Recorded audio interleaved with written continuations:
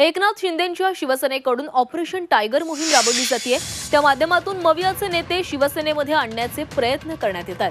काँग्रेसचे काही नेते शिवसेनेच्या संपर्कात असल्याची माहिती आहे। काँग्रेसचे माजी आमदार रवींद्र धंगेकर यांनी उपमुख्यमंत्री एकनाथ शिंदेंची भेट घेतली आहे आणि त्यामुळेच सर्व चर्चांना उधाण आलेलं आहे। तर महाविकास आघाडीचे 6 नेते शिवसेनेच्या संपर्कात असल्याची माहिती मिळते।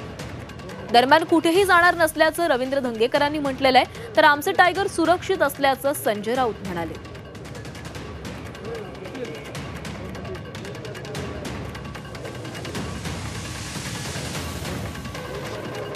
तर राज्यामध्ये शिवसेना ऑपरेशन टायगर राबवत असल्याचं दिसतंय। मवियाचे नेते हे शिवसेनेच्या संपर्कात असल्याची चर्चा सुरू आहे। रवींद्र धंगेकर यांनी एकनाथ शिंदेंची भेट घेतलेली आहे, त्यामुळेच काँग्रेसचे काही नेते देखील शिवसेनेच्या संपर्कात असल्याची चर्चा सुरू झाली आहे।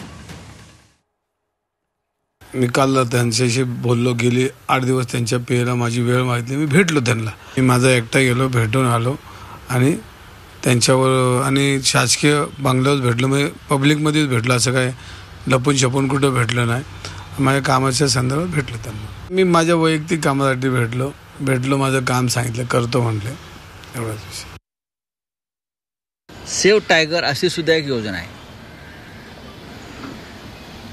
जे टायगर आहेत त्यांचं प्रोटेक्शन उद्धव ठाकरे यांच्या नेतृत्वाखालच्या शिवसेनेमध्ये सुरू आहे, होत आहे, झालेलं आहे।